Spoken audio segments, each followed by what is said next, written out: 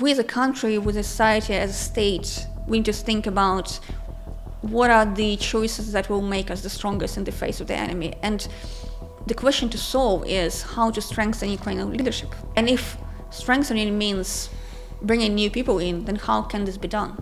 Yeah. Because if there is no election, the other option is much darker. Wow, okay, that's a good teaser. After months of protests on the streets of Kyiv to reinstate the fired Defense Minister Mykhailo Fedorov, Fedorov this Tuesday came out with a bombshell video where he demanded elections in wartime Ukraine.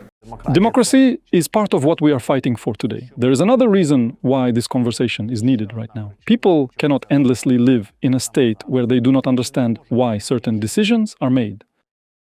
My name is Oleksiy Sorokin. I'm the Deputy Chief Editor of the Kyiv Independent. And today I'm joined by Olga Rudenko, the Chief Editor of the Kyiv Independent, to discuss the topic of elections in Ukraine. Let's start with the most basic question.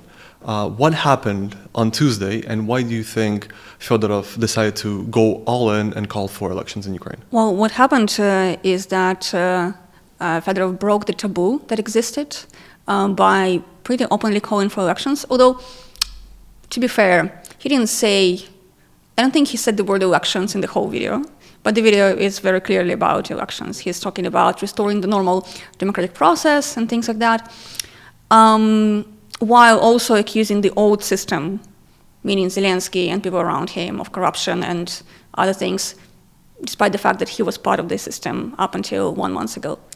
The big thing there is that while he obviously did this due to his personal political ambition, at least, the major part of that is his personal ambition of finding himself in this, in this new situation where he was not restored despite the protests as defense minister. But despite the fact that it was driven by that, I think it is very important that this conversation is starting about elections in Ukraine. Is it? Is it important? No, is it starting? Because actually, even people who protested for Fedorov to be reinstated as defense minister, right?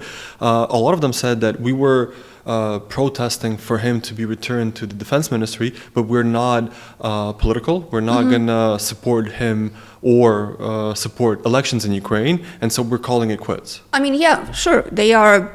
It doesn't mean that the majority of people are pro-election, but I think it is the first time that we are actually talking about the possibility of elections as widely as we're talking about it now. Because of Fedorov. But to make it clear, we're now talking about whether there can be an election in wartime. That's what makes this conversation different from any other that we had about elections before, because it was the existing consensus that was undisputed until now, that any election can happen only after there is at least a ceasefire, if not a peace deal, but at least a ceasefire. But don't you think it's weird that the three people that called for elections at some point in Ukraine was Mr. Putin, Mr. Trump, and now Mr. Fedorov? Well, I mean, you can't dismiss the notion just on the premises of that, just on the premises of some questionable people who have supported it. I think it is annoying that it was a politician who broke the taboo of talking about an election. It is annoying because it's almost like it tainted the whole conversation, because it's now about him and about his ambition. But the conversation needs to be had, Why? I think. It has been a pretty established idea that Ukraine can't hold election in wartime, and it has been delayed and delayed and delayed. And I think it's been a while since we last revisited why. If you think about the importance of election for the democratic process in Ukraine or in any country, I mean, you just need to be sure that you're delaying it indefinitely for the right reason. The reasons for which we were delaying it, for the past couple of years, are all those reasons still there. And if you want my assessment, I think that they are still there, but the balance is changing. You know what I mean? Not really. We're talking about two very bad ideas, right? Holding election in wartime is a very bad idea, objectively, because of many And for our audience, we have absolutely different opinions on this one. So, in case it wasn't clear, yeah. Holding election in wartime is a very bad idea. Delaying an election indefinitely is also a bad idea. We're talking about two bad ideas loaded with a lot of risks. And you're talking about, the risk of holding an election in a very imperfect way that will result in, not everyone will be able to vote, probably. Probably it will that kind of we will not be defeats able the point to. of a democratic election.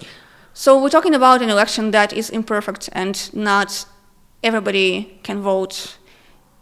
And we're talking about not having an election and nobody is voting for a long time.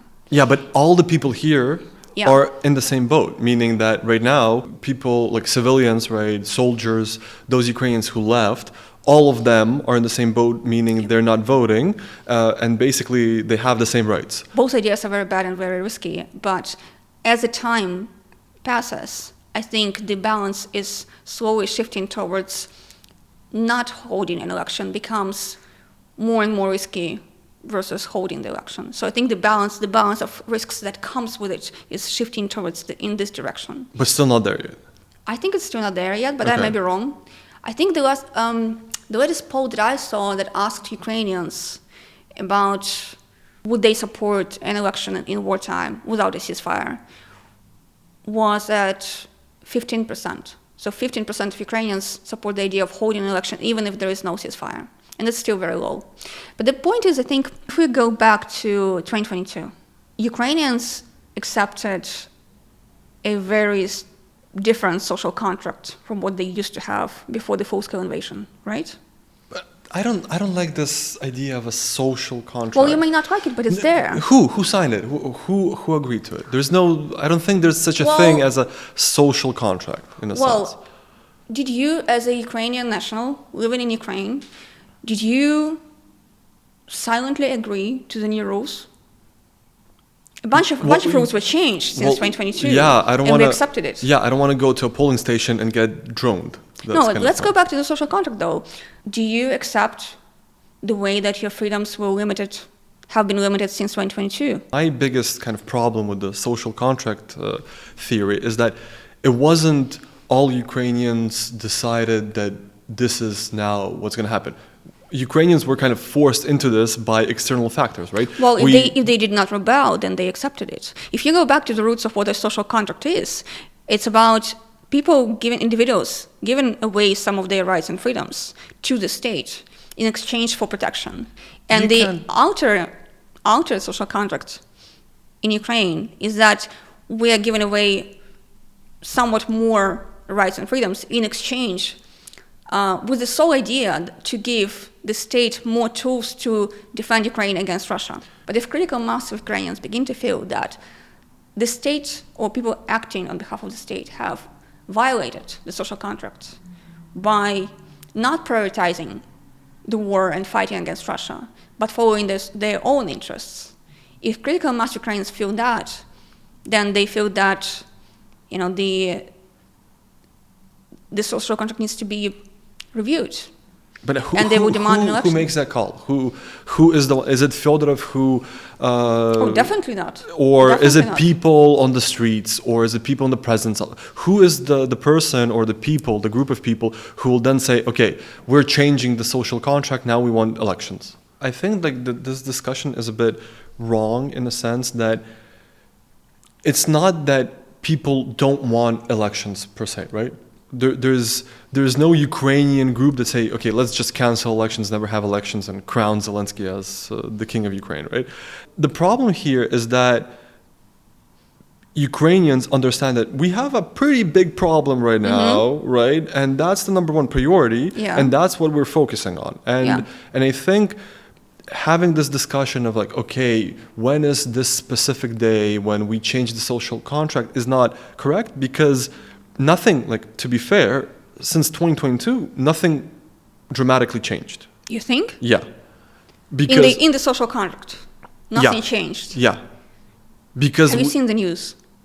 Yeah, we write them and we edit Right. them. Can I ask you something? Because you've been mostly asking me questions. Okay. Do you think that, knowing everything that you know as a Ukrainian journalist, can you say,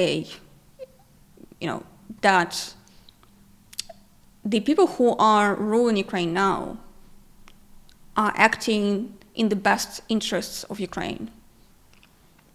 Not all of them, and probably Enough of them? no. And how do we fix this problem? During wartime, we can't. That's So unfortunately that's how the world. What does it mean for us? It means that we have to continue fighting this war, and then holding those people to account where possible. We have the anti-corruption institutions, which people, again, they protested. They demanded that the state reinstate the independence of anti-corruption institutions back last year. And also, obviously, after the war is over, the people who are acting in bad faith right now, they have to be voted out of office. Do you think it can end in a Ukrainian victory if it is led by people who are not actually I'm not a Ukraine's best fortune interests? teller. So I think this is a bit of a chicken and egg question, because there is two points of view on this. And one is that obviously you share that we deal with this issue after the war. The other point of view, which I share, is that we need to deal with this issue for the war to end in our favor. I totally agree with you that there's two really bad options, right? Mm-hmm. What's happening with the president's office with Zelensky, with his short bench, and the entire bench is corrupt apparently, allegedly, according to investigations. And the way he governs, the way he's currently in an echo chamber, unfortunately, it's really, really bad. It's really bad. My position, why it's different from your position, is that holding elections during wartime is suicidal. It is very risky. It comes with a lot of very tangible risks. But is it impossible? I think yes. And the main problem with holding elections during wartime, well, we can start with not everybody's going to be able to vote, because soldiers are not going to pause the war and go cast a ballot. We don't have tools to have people vote in trenches, right? There's millions of people who are now out of Ukraine. There's no infrastructure. 20% of the country is occupied. Even more of the country is destroyed. And also, and this is something that I'm really worried about, is a dogfight as a political campaign when there's multiple politicians who then promise a fast war, that they're going to fix everything. You remember how Zelensky came to power, right, in 2019? He promised he's going to fix everything, everything is going to be good, and he's against all the bad things, right? Basically, his campaign promise was, everybody's corrupt, I'm the good guy, vote for me, everything is going to be wonderful, right? And it was not true. Before we continue, I want to remind everyone that the Kyiv Independent is audience funded. Right now, we rely on 35,000 members who support our daily work. Videos like this are possible only because of your support. To become a member of the Kyiv Independent, please scan the QR code on the video. Basically, Russia here has a say, can Ukraine vote, right? Because obviously, I understand people who would be not willing to risk and go and vote in a public place in the middle of the day when Russia can hit it with a ballistic missile. That's the safety concern. And let me respond to that, because I think the audience may not know that Ukraine does not have online voting and Ukraine does not have mail voting. Yeah. So Ukraine is actually the kind of country where all the elections we have happen on one single day. We don't have early voting in any form, and it's just like that. And including the people who are abroad, they're supposed to go to the embassy and vote on the same day. So there's no and that's so. Their other problem is that it's physically impossible with now millions of people to organize those voting booths all over the world, right? And in Ukraine as well, for example, we spoke with the Central Electoral Commission. They don't have the lists of voters because all the regional electoral commissions used to have the lists. Now people fled, or the electoral commissions were destroyed. The schools and the facilities where the electoral process was held were also destroyed. So basically, the Ukrainian Central Election Commission doesn't know how many people are in Ukraine or how many people are alive, where they are, how to actually organize this process.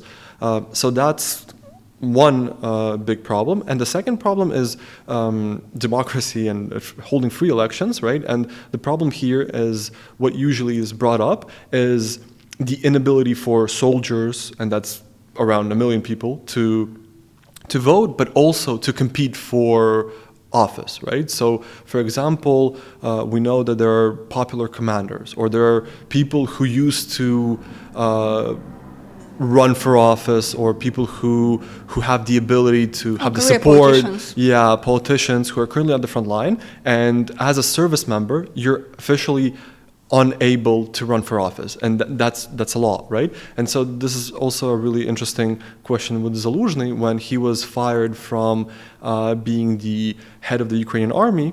The question was there: should the president's office, which saw Zelensky as a political competitor, keep him in the army indefinitely, because then he can't vote for he can't vote, but he can also not run for office. So it would be a tool for Zelensky to neutralize a main competitor, right? But for some reason, they decided to kick him out of Ukraine, send him in a faraway island, the United Kingdom, and as an ambassador, without him having any previous diplomatic experience, right?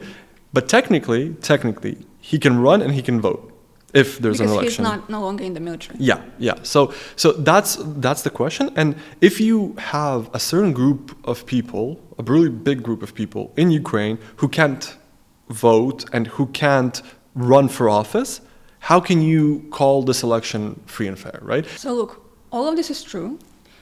And again, I go back to the balance of risks. We have the president who has outstayed his term, and Ukrainians are for now fine with that. Will they continue to be fine with that indefinitely? Will they continue to be fine with that for 2 more years, 3 more years, 5 more years if the war is not over?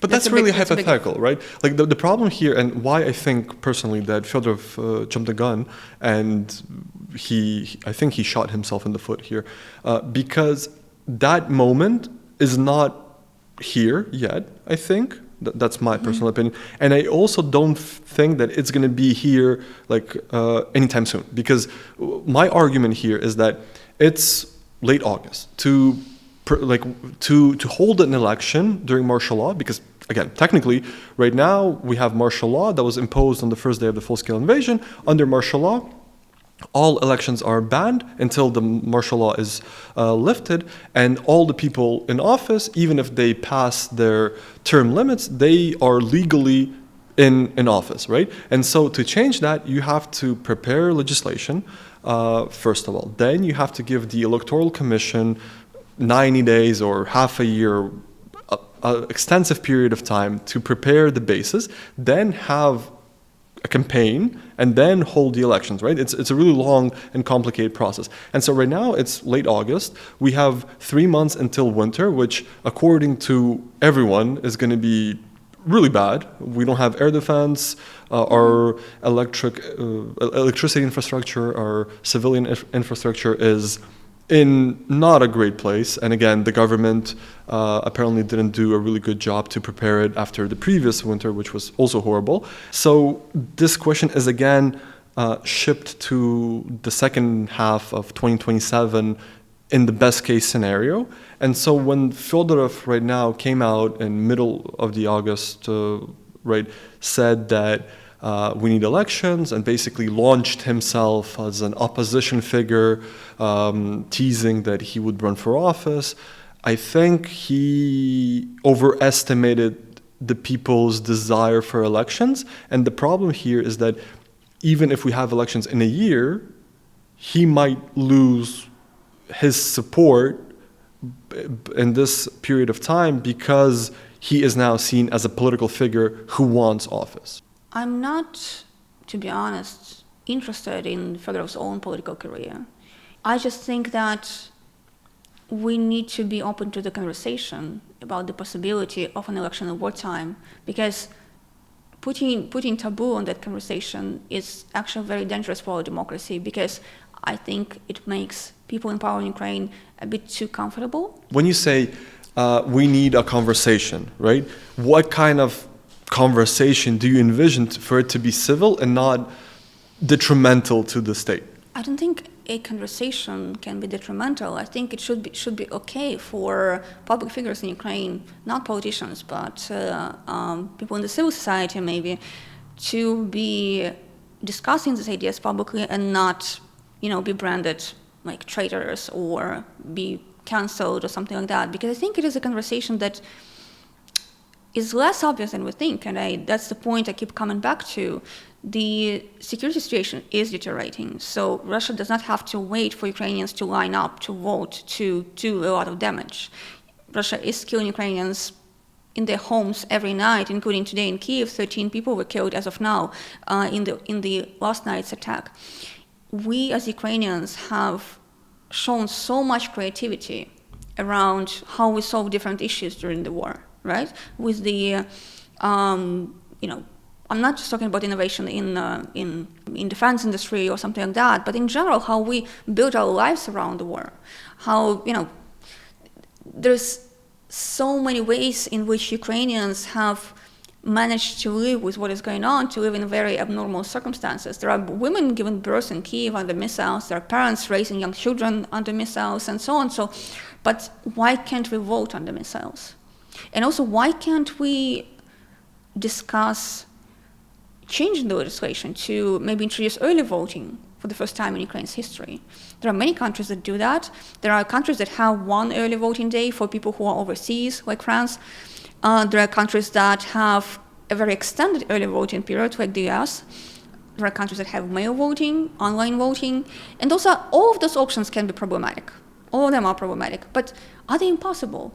And there's also if they are problematic and difficult, but not impossible, then we as Ukrainians have shown that we know how to do difficult things. We don't shy away from difficult things. I'm totally supportive of this topic being in the open. I don't think there should be censorship, right?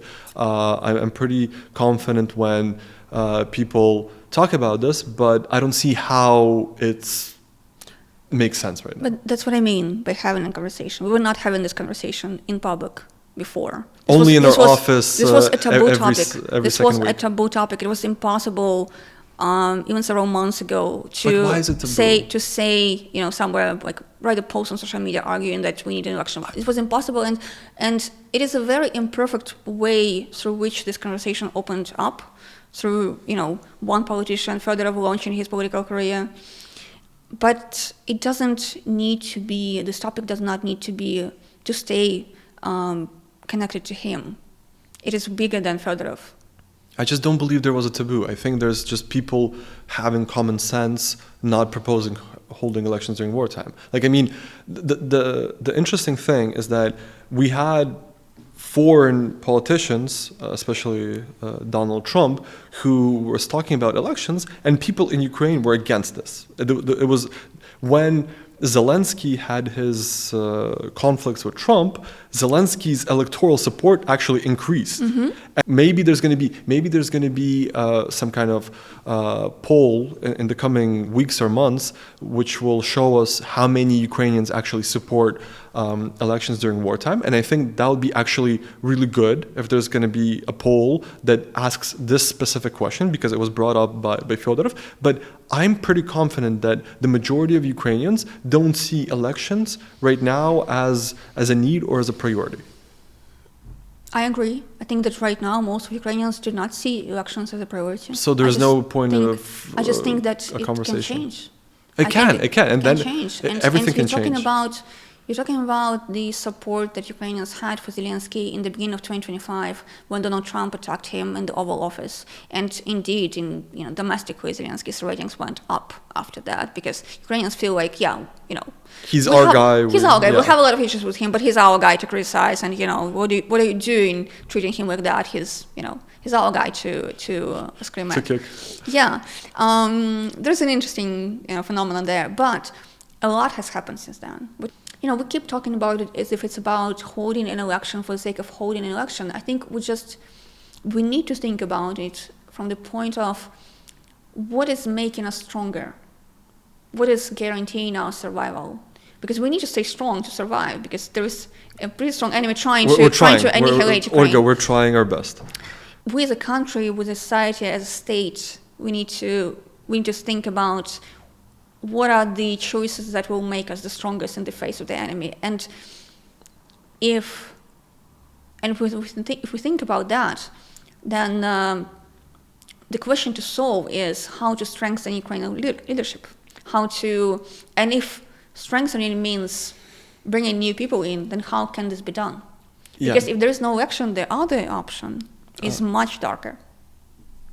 Wow, okay, that's a good teaser. I think the one elephant in the room that we didn't touch is that Zelensky is now associated with Ukraine, with Ukraine's war effort so much that changing him during wartime can have a negative effect on Ukraine's perception in the world. It has helped Ukraine a lot, but it also has some, maybe ticking time bomb in it. The fact that Zelensky is completely equalized with Ukraine for many people in the world. I think it is undeniable that he's done a good job rallying the support for Ukraine, but we need to understand that he was able to do that because of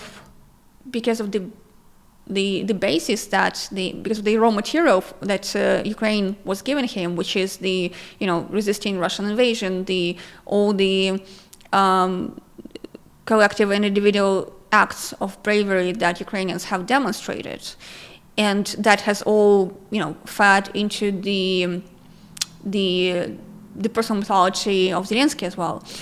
And the fact that Ukrainians have been supportive of Zelensky overstaying his term and granting him this legitimacy has been an important part in Zelensky being able to represent Ukraine. So if there is a lot of discontent at home, if the critical mass of Ukrainians with time stop seeing Zelensky as legitimate, then it undermines his standing internationally, and no amount of personal charisma that he undeniably has can outweigh that.